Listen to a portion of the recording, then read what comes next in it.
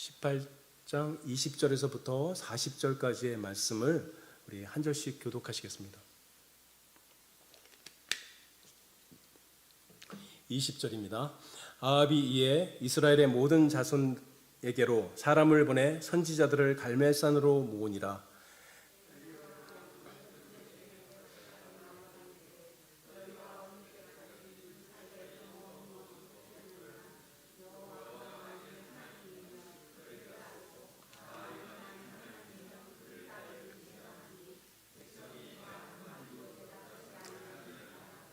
엘리야가 백성에게 이르되 여호와의 선지자는 나만 홀로 남았으니 바알의 선지자는 450명이로다.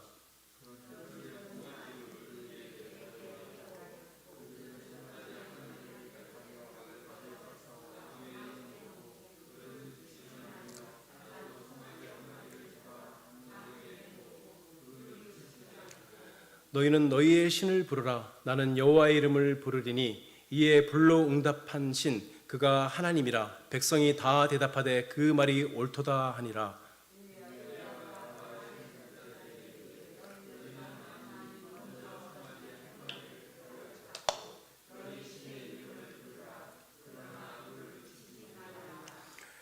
그들이 받은 송아지를 가져다가 잡고 아침부터 낮까지 바알의 이름을 불러 이르되 바알이여 우리에게 응답하소서 하나 아무 소리도 없고 아무 응답하는 자도 없으므로 그들이 그 쌓은 제단 주위에서 뛰놀더라.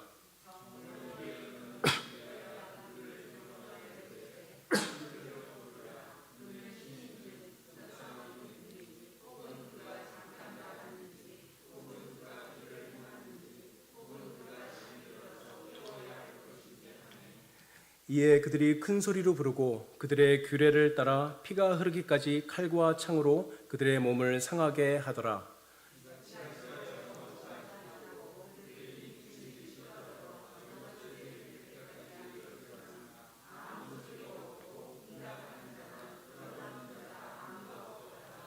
엘리야가 모든 백성을 향하여 이르되 내게로 가까이 오라. 백성이 다 그에게 가까이 가매 그가 무너진 여호와의 제단을 수축하되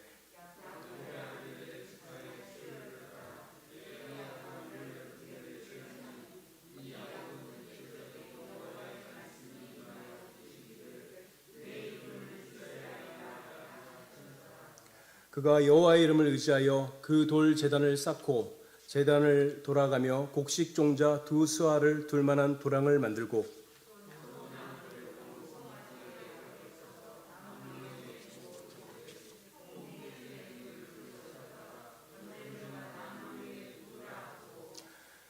또 이르되 다시 그리하라 하여 다시 그리하니 또 이르되 세 번째로 그리하라 하여 세 번째로 그리하니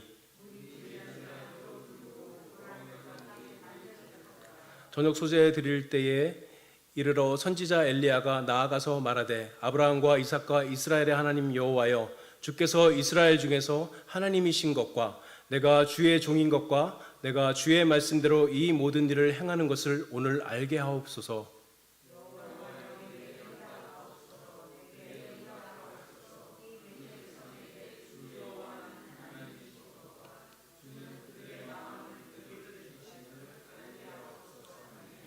이에 여호와의 불이 내려서 번제물과 나무와 돌과 흙을 태우고 또 도랑에 물을 핥은지라.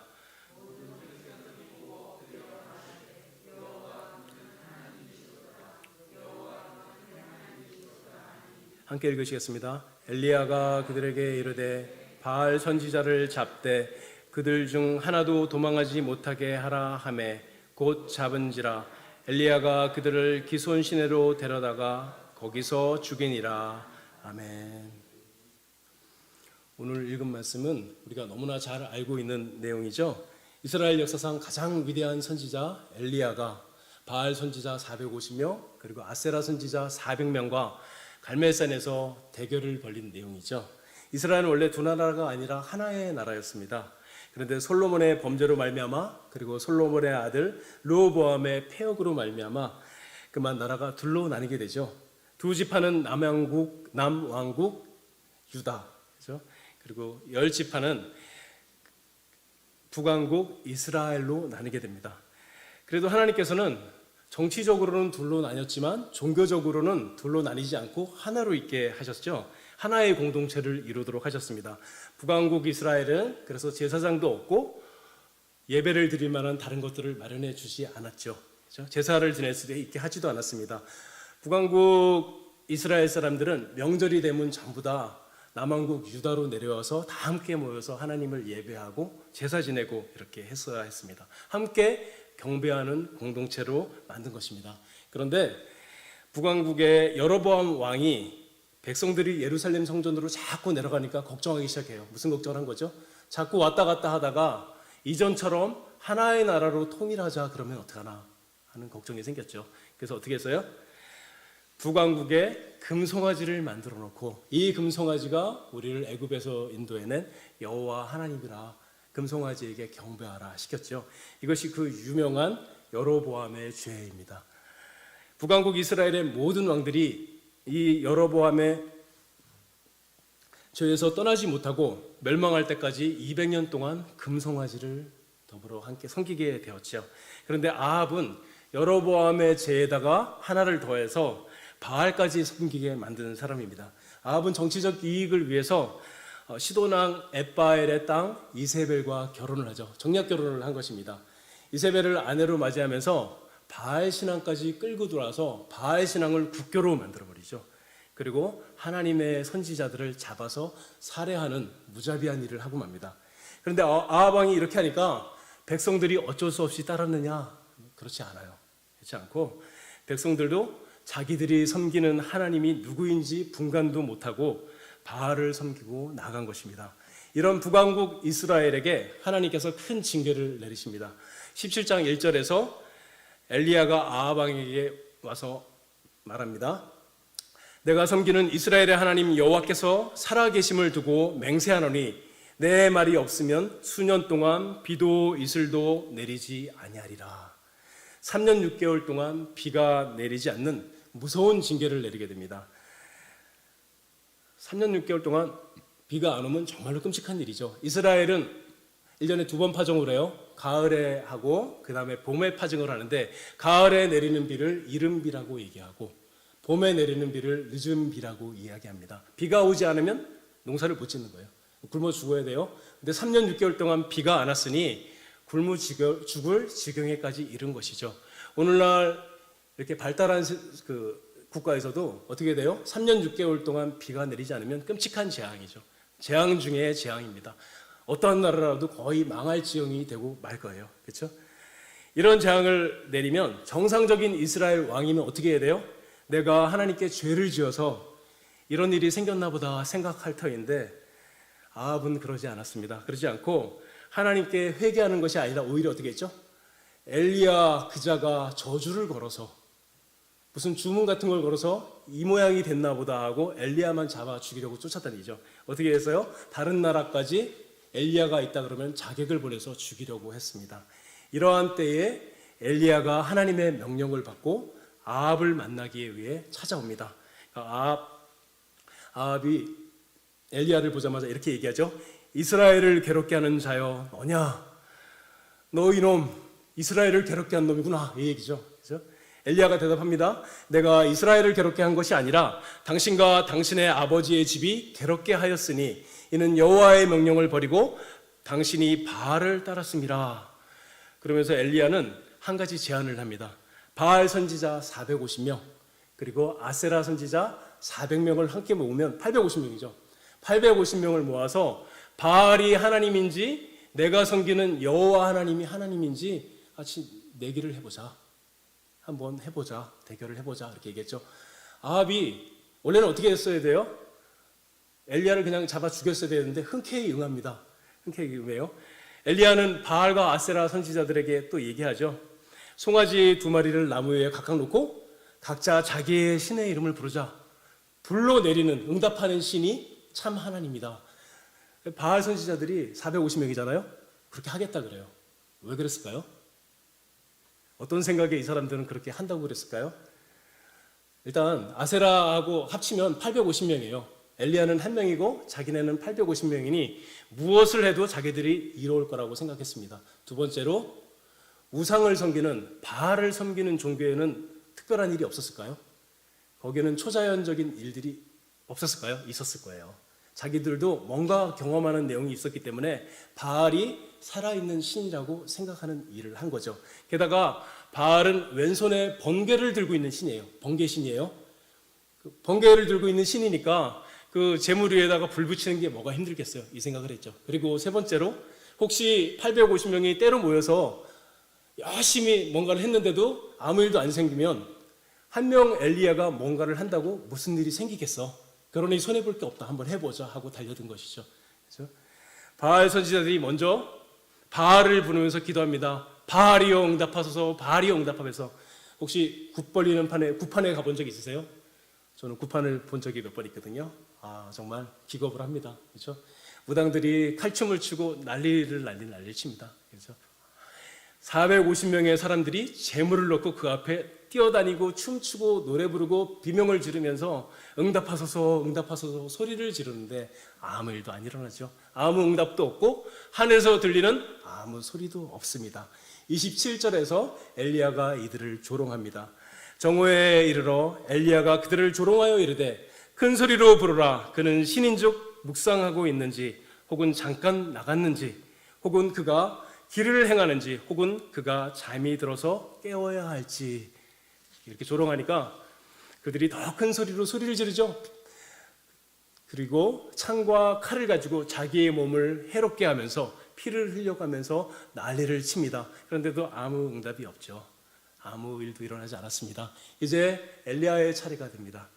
엘리야는 이스라엘 12지파를 상징하는 돌 12개를 취하여 제단을 만들고 그 위에 나무를 놓고 송아지를 그 위에 올려놓고 그리고 특별한 일을 하죠. 도랑을 판 다음에 거기다가 물을 계속 붓죠. 물을 왜 부었을까요? 나무와 재물과 도랑까지 다 물에 충분히 적게 해서 불이 붙었을 때 사람이 붙인 것이라고 우기지 못하게 하려고 거기다가 물을 부은 것이죠. 그렇죠? 이 일을 다 합니다. 그리고 37절에서 이렇게 얘기합니다. 여호와여 내게 응답하소서, 내게 응답하소서. 이 백성에게 주 여호와는 하나님이신 것과 주는 그들의 마음을 되돌리키심을 알게 하옵소서. 이렇게 기도하니까 하나님께서 응답하셨죠. 여호와의 불이 내려서 번제물과 나무와 돌과 흙을 태우고 또 도랑에 물을 핥은지라. 그제서야 비로소 하나님의 백성들이 하나님을 알아보고 이렇게 고백합니다. 모든 백성이 보고 엎드려 말하되 여호와 그는 하나님이로다. 여호와 그는 하나님이로다. 그렇죠? 이 말씀에서 오늘 두 가지 특별한 교훈을 얻고자 합니다. 첫 번째, 머뭇머뭇하는 신앙에서 벗어나야 합니다.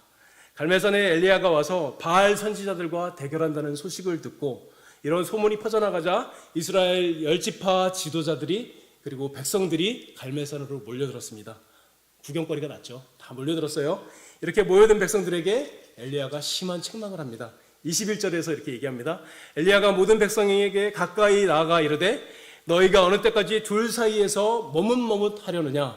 여호와가 만일 하나님이면 그를 따르고 바알이 하나님이면 그를 따를지니라. 무슨 말이에요?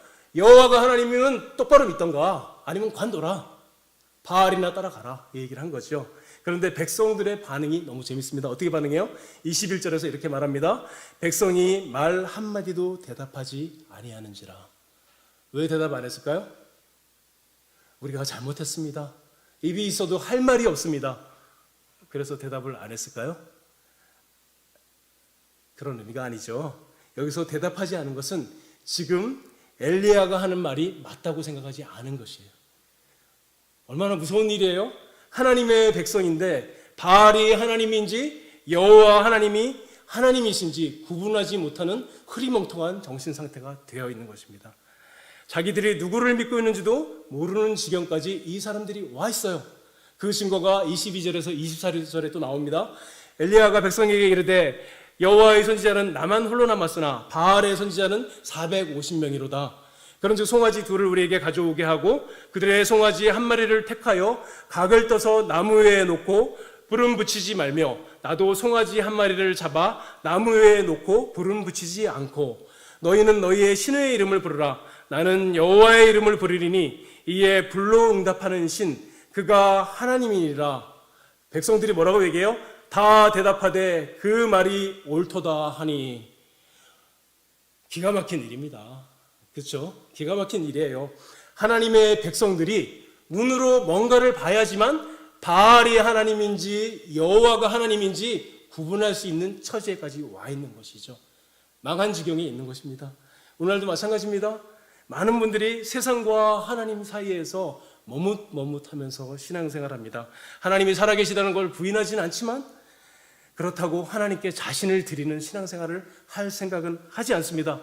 교회에 다닐 수 없어서 교회에 다니지만 예배 드리는 것은 그분들에게는 아주 고단한 일에 불과한 것입니다. 이런 분들에게 신앙생활을 좀 더 열심히 같이 했으면 좋겠습니다. 이렇게 얘기하면 어떻게 대답할까요? 그래도 좀 착한 분들은 이렇게 얘기해요. 네, 다음에 또 그렇게 할게요. 열심히 해보겠습니다. 이렇게 말합니다. 이스라엘도 착했을 때는 그렇게 얘기를 했어요. 여호수아서 24장에서 여호수아가 고별 설교를 하죠. 이때 이렇게 얘기합니다. 만일 여호와를 섬기는 것이 너희에게 좋게 보이지 않거든 너희 조상들이 강 저편에서 섬기던 신이든지 아모리의 족속의 신들인지 너희가 섬길 자를 오늘 택하라. 오직 나와 내 집은 여호와만을 섬기겠노라. 그랬더니 백성들이 우리가 여호와만 섬기겠습니다. 이렇게 얘기하죠. 착하니까 그렇게 얘기했어요. 그런데 어떤 분들에게 이 얘기를 하면 엘리야 앞에 선 이스라엘 백성들처럼 얘기합니다. 아무 대답을 안 해요. 화가 난 표정으로 쳐다보고 자기 갈 길을 갑니다. 오랫동안 교회에 다녔지만 하나님에게는 관심도 없고 진리를 아는 것에도 관심 없고 은혜에 대해서도 관심이 없습니다. 그들의 즐거움은 하나님께 있지 않기 때문이죠. 하나님께서 아무것도 원하지 않습니다. 이런 분들을 뭐라 그러는가요? 머뭇머뭇하면서 신앙생활을 하는 것이죠. 어떻게 하면 좋을까요? 어떻게 하면 신앙생활을 잘 하는 것이겠습니까? 예배를 많이 드리고 봉사를 많이 하고 헌금을 많이 하면 신앙생활을 잘 하는 것일까요? 물론 그렇습니다. 신앙이 좋은 분들은 예배를 잘 드리고 헌신도 많이 하게 되어 있죠. 그렇죠? 그러나 더 중요한 것이 있습니다. 뭘까요? 하나님과의 인격적인 관계 안에서 신앙생활을 하는 것입니다. 인격적인 신앙이란 하나님의 사랑 앞에 마음으로 반응하는 것을 이야기합니다. 자식들이 부모님께 드릴 수 있는 최고의 선물은 뭘까요? 성공해요. 높은 사람이 되고 좋은 학교를 다니고 부자가 되면 부모님이 기쁘시겠죠. 더 기뻐하는 건 뭘까요? 진짜 부모님께 드리는 최고의 선물은 부모님의 마음을 잘 헤아려서 부모님을 대접해 드리는 거죠. 이렇게 하는 사람들을 보고 뭐라 그러죠? 철이 들었다 그러죠. 우리 어머니가 얼마나 나를 사랑하시는데 내가 이렇게 하면 안 되지. 우리 아버지가 나를 얼마나 많이 사랑하셨는데 내가 이런 행동을 하면서 살아서는 안 되겠다. 우리 부모님의 마음을 헤아려서 말 한마디 하고 한 번 더 찾아뵙고 인사드리고 이렇게 하는 아들들이 철이 든 아들인 것이죠. 신앙도 마찬가지입니다. 하나님을 믿는 것도 마찬가지예요. 신앙에 철이 드는 것도 마찬가지입니다. 우리 하나님이 나를 얼마나 사랑하시는데 내가 또 이 죄를 지을 수 없다. 하나님이 나를 얼마나 사랑하시는데 내가 엉터리로 예배 드릴 수 없다. 하나님이 나를 얼마나 사랑하셨는데 내가 그런 행동을 할 수 있어? 그런 말을 할 수 있어? 이런 것들을 버려버릴 거야. 마음으로 하나님을 대접해 드리는 것이 인격적인 신앙이에요. 하나님의 사랑과 하나님의 말씀과 하나님의 마음 앞에 나도 마음으로 반응하고 대해드리는 것이 바로 인격적인 신앙인 것이죠. 여러분 어떻습니까? 인격적인 신앙생활을 하고 있습니까? 하나님께 여러분의 마음을 드리고 있습니까? 혹시 하나님께 마음을 드리고 있지 않다면 지금 엘리야 앞에서 머뭇머뭇하는 이스라엘 사람들의 신앙과 똑같은 신앙을 가지고 있는 것입니다. 벗어나야 합니다. 머뭇머뭇하는 신앙은 기독교가 아닙니다. 머뭇머뭇하는 신앙은 우상 숭배하는 신앙인 것입니다. 둘째로 하나님은 하나님의 백성을 절대로 포기하지 않습니다. 이스라엘은 어쩌다가 이 지경이 되었을까요? 가장 큰 죄는 아합에게 있죠. 아합은 이세벨의 꾀에 빠져서 하나님의 선지자들을 살해하고 그 자리에 바알과 아세라의 선지자들을 그리고 제사장들을 세웠습니다. 백성들은 하나님을 섬기는 도리를 잃어버리고 우상을 섬기는 자리로 몰리게 되었죠. 하나님의 백성이 하나님을 버리고 바알에게 무릎 꿇고 경배하는 자리에 처하고 말았습니다. 하나님께서 이런 이스라엘을 무섭게 징계하셨죠. 3년 6개월 동안 징계하시는데 아합 개인에게 징계한 것은 물론이요, 이스라엘 전체에 향해서 징계하셨습니다. 이 징계를 받을 때 아합뿐만 아니라 이스라엘 백성 전체가 회개하고 돌이켰어야 돼요. 우리는 이 사실을 기억해야 합니다. 하나님께서는 우리를 개인적으로 대하시면서 동시에 공동체로 대하십니다. 다시 한번요. 하나님은 우리 각자 개인을 개인적으로 대하십니다. 그러면서 동시에 공동체로 대하십니다. 나의 죄는 나 하나의 문제가 아닌 것이죠. 내가 죄를 지면 그 죄가 공동체 전체에 영향을 미치게 돼 있어요. 내가 예배를 엉터리로 드리면 나 혼자 예배를 엉터리로 드리는 것으로 끝나는 것이 아니라 공동체가 하나님을 예배하는 그 예배를 방해하는 무서운 죄를 짓는 것이죠. 그렇죠? 하나님께서는 항상 우리를 나 개인과 그리고 공동체로 묶어서 대하십니다. 나라도 마찬가지죠. 교회가 건강하면 그 교회 덕분에 그 나라도 복을 받죠. 근데 교회가 타락하고 허물어지면 어떻게 되죠? 하나님께서 교회를 징계하실 때 그 나라에도 함께 고난을 내리시는 것입니다. 이스라엘의 타락은 극에 달해서 공동체 전체가 징계를 받게 되었습니다. 하나님의 무서운 징계를 받으면서도 그들은 깨닫지 못하고 바알을 섬기는 자리에 주저앉아 있었습니다. 그런데 하나님께서는 이스라엘을 포기하지 않으셨습니다. 우리를 포기할지라도 하나님은 우리를 절대로 포기하지 않으십니다. 하나님의 사랑이 엘리야의 기도에 잘 나타나 있죠. 36절을 제가 읽겠습니다. 저녁 수제 드릴 때 이르러 선지자 엘리야가 나아가 말하되 아브라함과 이삭과 이스라엘의 하나님 여호와여, 주께서 이스라엘 중에 하나님이신 것과 내가 주의 종인 것과 내가 주의 말씀대로 이 모든 일을 행하는 것을 오늘 알게 하옵소서. 먼저 엘리야는 하나님을 아브라함과 이삭과 이스라엘의 하나님이라고 말합니다. 우리가 자주 듣는 표현은 뭐예요? 아브라함과 이삭과 야곱의 하나님인데 여기에서는 이스라엘의 하나님이라고 말하죠. 야곱에게 하나님께서 찾아오셔서 압복강가에서 야곱에게 새로운 이름을 주셨는데 그 이름이 바로 이스라엘이었죠. 지금 타락한 이스라엘은 하나님과 상관없는 족속이 아니라 야곱, 이스라엘의 후예들이고 하나님의 언약 백성이란 의미인 것입니다. 하나님은 하나님의 언약 백성을 절대로 포기하지 않습니다. 왜냐하면 하나님은 그들의 아버지이시기 때문입니다. 우리들도 마찬가지죠? 우리들도 마찬가지입니다. 사랑하는 여러분, 어떻게 지내고 있습니까? 혹시 바닥까지 내려가 있지 않습니까? 혹시 끝도 모를 제약의 자리에서 남 모르는 깊은 제약 가운데서 신음하며 고통하며 범죄의 자리에 있지 않습니까? 혹시 반복하는 실패 가운데 고통하고 있지 않습니까? 그러나 우리에겐 소망이 있습니다. 어떤 소망일까요? 하나님이 우리를 포기하지 않으십니다. 우리는 우리 자신을 포기할지라도 하나님은 우리를 붙드십니다. 하나님의 선지자를 죽이고 바알을 섬기는 이스라엘을 포기하지 않은 하나님은 우리를 향하신 사랑에서도 포기하지 않으실 것입니다. 엘리야는 더 놀라운 말을 합니다. 36절에서 내가 주의 말씀대로 이 모든 일을 행하는 것을 오늘 알게 하옵소서. 엘리야가 아합을 찾아온 것도 바알의 선지자들을 모이게 한 것도 그리고 이스라엘 백성들을 이 자리에 다 모아서 서게 한 것도 하나님의 명령하신 말씀 때문이었습니다. 놀랍지 않습니까?